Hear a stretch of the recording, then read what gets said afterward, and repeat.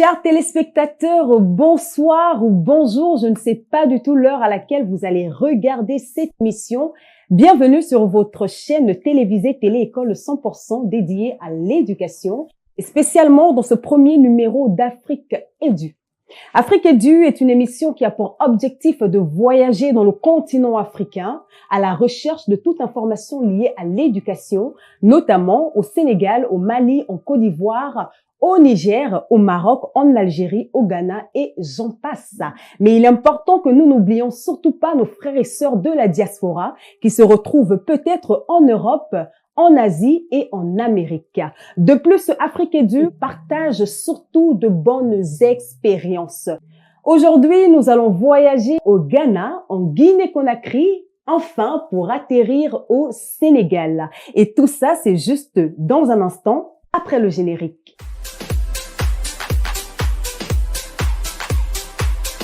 Chers téléspectateurs, nous nous apprêtons à décoller maintenant en direction du Ghana avec notre chère correspondante Fatmata Yatassaye de nationalité malienne qui a choisi aujourd'hui de participer à l'émission afin de nous partager son expérience de vie au Ghana. Dans un instant, nous recevons Fatou, notre correspondante. Bonsoir Fatou Yatassaye, j'espère que tu vas bien, merci pour l'invitation et nous sommes très contentes de t'avoir avec nous dans cette émission. Bonsoir Fanta, je vais très bien et toi? Et merci beaucoup pour l'opportunité que tu me donnes, c'est un réel plaisir. Alors Fatou, parle-nous du Ghana, comment est le Ghana? Le Ghana, un très beau pays, un magnifique pays rempli de culture, rempli de beaucoup de choses à connaître, la nourriture surtout. C'est un très beau pays, en grosso modo, un très beau pays. Aujourd'hui, il y a beaucoup d'étudiants qui voyagent à travers plusieurs pays, notamment dans les zones anglophones. Alors, comment s'est fait l'intégration avec la barrière de langue? Parce que naturellement, quand on ne parle pas une langue d'un pays, au début, on se sent un peu titillé. Alors, comment vous vous êtes pris? L'intégration avec la barrière de langue était assez compliquée parce que pour aller au marché, pour acheter à manger, il faut parler anglais.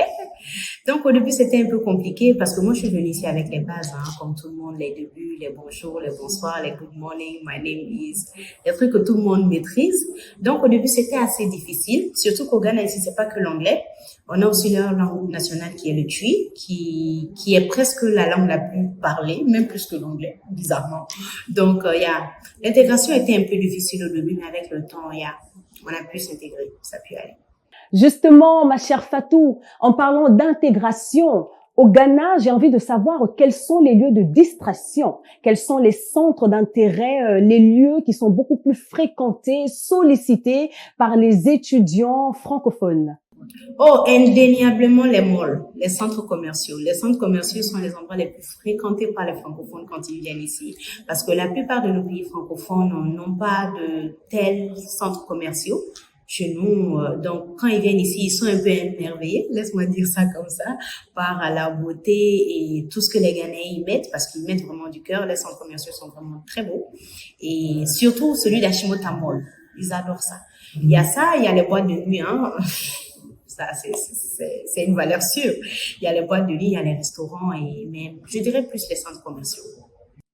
Merci beaucoup, ma chère Fatou. Alors, très rapidement, j'aimerais beaucoup savoir quels sont les différents types de cultures que nous retrouvons à Accra et est-ce que vous avez remarqué une certaine similitude entre des cultures ghanéennes et maliennes, votre pays d'origine? Ok, drôlement, le Ghana, c'est l'un des pays de l'Afrique de l'Ouest qui est assez différent des autres pays.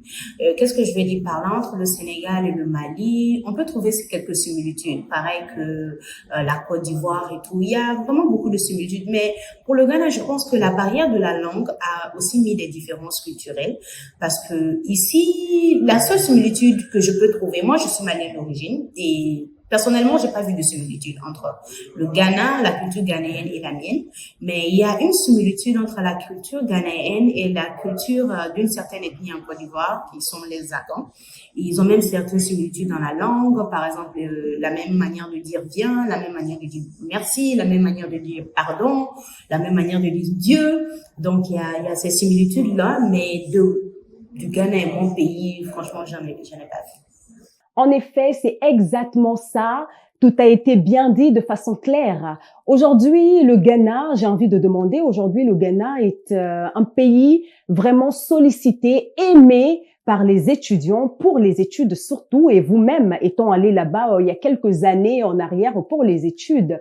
Quelles sont les filières, selon vous, les plus étudiées par les apprenants francophones dès leur arrivée? Bon, la filière la plus étudiée par les francophones ici, c'est dans le secteur de l'économie. Je cite, on a le business management, on a le project work, on a le marketing, tout ce qui tourne autour du business. Beaucoup de francophones font ça ici et d'autres se découvrent des talents d'interprétation. Donc, ils partent à des écoles d'interprétation. Mais tout ce qui est vraiment autour du business, project management, il y a marketing, il y a beaucoup font ça. Est-ce que très souvent, vous rencontrez des obstacles pour l'accès au travail ou comment ça se passe généralement? Le travail ici à trouver, je dirais pas que c'est complexe, mais c'est assez problématique parce qu'il y a cette barrière de la langue là qui est là pour la plupart des francophones. Et le Ghana ici, très souvent, il y a un document qui est exigé pour pouvoir travailler, c'est celui qu'on appelle le work permit, et il est payé en dollars. Il est payé en dollars et c'est assez cher. Cela décourage la plupart des francophones dans la recherche de travail ici. Mais une fois le travail trouvé, une fois que tu leur démontres que tu peux le faire et que la barrière de langue n'est pas vraiment une barrière que ça, l'intégration elle est assez facile. Les Ghanéens sont des gens assez joviales. Et ce que j'ai remarqué chez eux, c'est qu'ils n'interfèrent pas vraiment dans le travail de l'autre. C'est-à-dire, je sais que je suis gestionnaire, je sais que toi tu es comptable, Je ne me mêle pas de ton travail, tu ne te mêles pas du mien. Donc, l'intégration, une fois que tes documents sont en règle surtout, c'est pas tous les boulots qui exigent le work permit, par contre, mais quand tu l'as, ça t'ouvre plus de portes. Et il y a l'intégration ici, quand tu es dans le secteur du travail, il faut prouver, hein. Ici c'est plus le prouver, ils veulent plus voir, plus qu'entendre, en fait. Tu dois leur montrer que tu peux le faire, que tu peux y arriver. C'est plus ça. Merci beaucoup Fatoumata Yatassaye depuis le Ghana. Nous vous envoyons plein de bisous. Merci d'avoir participé à ce premier numéro d'Afrique Edu. On a vraiment hâte de vous retrouver la prochaine pour le partage d'autres expériences plus magnifiques concernant le Ghana. On se dit à la prochaine. Bye bye. Chers amis, comme vous avez pu le constater, le voyage au Ghana vient de prendre fin avec notre chère amie correspondante Fatou Yatassaye. Mais le voyage ne s'arrête pas. Continuez d'attacher vos ceintures car maintenant, nous allons décoller vers la Guinée-Conakry avec notre correspondant entrepreneur, enseignant dans des établissements scolaires, directeur fondateur du cabinet d'art oratoire NECOM, Monsieur Tierno Amidouba a décidé aujourd'hui d'être notre correspondant afin de nous égayer sur la thématique de l'art oratoire, une discipline de plus en plus indispensable dans la vie des apprenants. Bonsoir à Monsieur Amidou et bienvenue sur le plateau de Afrique Edu. Bonsoir Fanta, merci beaucoup pour l'invitation. Je profite tout d'abord de l'instant pour saluer également tous les téléspectateurs qui nous suivent. C'est un véritable plaisir pour moi d'être invité à cette émission qui parle de communication orale, qui parle d'art oratoire, qui parle de prise de parole en public. Alors, Monsieur Tierno Amidouba, dites-nous, qu'est-ce que l'art oratoire? Alors, l'art oratoire, pour moi, je le définis effectivement, pas que moi, tout simplement par cette capacité qu'a une personne à convaincre, à émouvoir son public. C'est cela avant tout l'art oratoire. Alors, est-ce que l'art oratoire, c'est une discipline qui se limite seulement à savoir bien s'exprimer? Alors, je pense pas du tout que ça se limite à tout simplement bien s'exprimer. Déjà dans l'approche classique, la prise de parole en public, la communication orale repose sur 4 piliers, nous le savons, qui sont le pilier de la communication non verbale, le pilier de la communication verbale, paraverbale et supraverbale. Donc c'est un art qui implique non seulement les mots, mais qui implique surtout le corps en grande partie, mais aussi la voix et aussi grandement les émotions.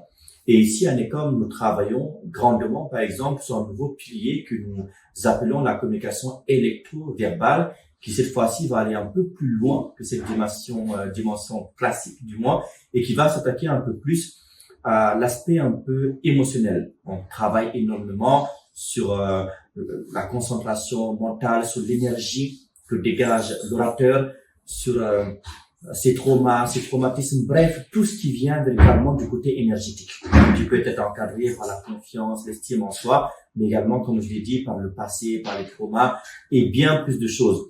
En définitive, non, ce n'est pas que ça va bien s'exprimer, mais c'est également être en phase et en bonne connexion avec soi-même avant tout, avant d'espérer toucher un public. Ah bah tout est clair. Maintenant, on comprend très bien que l'art oratoire n'est pas une discipline qui se limite qu'à apprendre à s'exprimer, mais elle va bien au-delà. Alors, j'aimerais savoir, en tant qu'enseignant dans des établissements scolaires, universités, instituts supérieurs et bien d'autres, j'ai envie de savoir quel constat, en tant qu'enseignant, avez-vous remarqué chez la plupart de vos étudiants concernant cette discipline et quelle place elle peut exactement prendre dans la vie de ces apprenants-là? Et justement, avec la plupart de nos orateurs, dont une grande partie sont des étudiants, ce que nous constatons, c'est que le problème n'est pas la prise de parole en public en elle-même, ou la faculté à bien s'exprimer à travers ses idées, mais plutôt la confiance et l'estime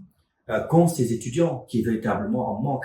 Et c'est cela qu'on travaille. Et ce manque de confiance et ce manque d'estime en soi découle justement grandement de l'éducation, de périodes difficiles qu'ils ont vécues plus ou moins dans leur vie et qui peut véritablement justement nuire à ce pilier de la communication que nous appelons la communication électro-verbale. C'est-à-dire que quand les personnes, les étudiants ou les acteurs se présentent devant un public, ils ont des idées, on leur apprend à utiliser le corps, à utiliser la voix, mais tant que nous ne travaillons pas en profondeur sur la confiance, sur l'estime, sur le côté mental et émotionnel, nous rencontrons un déficit. D'où la nécessité de travailler sur ce pilier-là.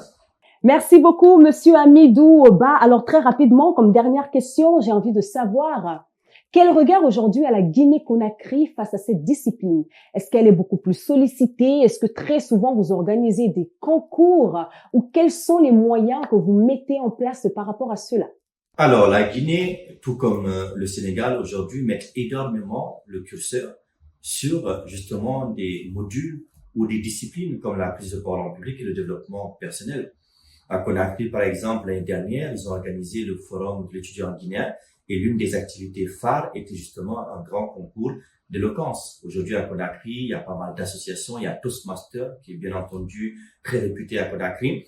Le seul truc, c'est qu'il n'y a pas encore d'école oratoire ou de cabinet d'art oratoire véritablement comme ici au Sénégal. Mais en tout cas, la jeunesse est consciente. Les professionnels sont conscients et même les cadres que la prise de parole en public est extrêmement importante dans le milieu professionnel ou pendant les études. Merci beaucoup, coach Hamidou Tierno-Ba, pour ces enseignements riches, car aujourd'hui, nous avons appris beaucoup de choses que nous ne connaissions pas par rapport à l'art oratoire. Merci à vous aussi d'être passé dans ce premier numéro d'Afrique Edu et on se retrouve, on a hâte bien sûr de vous recevoir la prochaine fois pour un autre numéro afin d'être plus édifiés dans cette discipline importante dans notre vie au quotidien. Allez, au revoir, ciao, ciao. Merci beaucoup, Fanta. Merci pour l'invitation. À très bientôt. Chers amis, le voyage en Guinée-Conakry vient aussi de prendre fin. Mais attention, ne détachez pas vos ceintures, car maintenant, nous allons décoller pour la destination finale, le Sénégal, avec la diaspora gabonaise. Notre correspondant Yves Primaël Tonda, étudiant à l'université Amadou Hampâté-Bâ en agronomie, a décidé de nous édifier aujourd'hui dans son domaine de prédilection. Alors, est-ce que Tonda Primaël est en ligne, s'il vous plaît? Bonsoir Primaël, bienvenue. Bonsoir Fanta, on me porte bien. Bonsoir Primaël, bienvenue sur le plateau Afrique Edu. On a vraiment hâte très rapidement de savoir qu'est-ce que l'agronomie et qu'est-ce que le travail d'un agronome au quotidien. Merci pour la question. Alors l'agronomie c'est quoi? L'agronomie c'est une science qui a pour but d'accompagner la production agricole dans son ensemble, c'est-à-dire depuis les cultures jusqu'au produit fini. Donc, le travail de l'ingénieur agronome au quotidien est voué à accompagner l'agriculteur déjà, dès le départ, dès le début des cultures, pendant tout le cycle de la culture, en apportant justement les conseils qu'il faut pour bien entretenir ces dernières. L'ingénieur agronome aussi est voué à la transformation des aliments en produits finis. Donc, c'est un peu ça, en gros, ce qui est voué à faire chaque jour.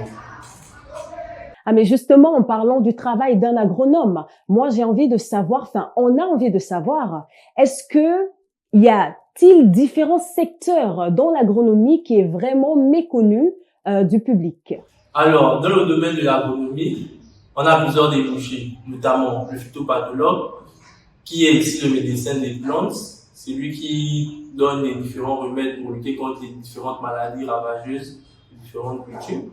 On a aussi l'agrogénéticien. L'agrogénéticien est chargé de faire les semences. Donc, toutes les semences qui ont pour but justement d'accroître les rendements des agriculteurs. Il y a aussi l'agropaysagiste. L'agropaysagiste, alors, c'est lui qui est là pour tout ce qui est ornement, l'espace public, hôtellerie et stade. Pour ne citer que cela, sinon il existe plein d'autres domaines. Le phytopathologue qui est le médecin des plantes et l'agropaysagiste. Je confirme, ce secteur, il est vraiment vaste. Alors, mon cher Yves Primaël, en tant qu'étudiant gabonais apprenant ici à Dakar, est-ce que vous avez constaté une différence entre l'agronomie au Sénégal et au Gabon?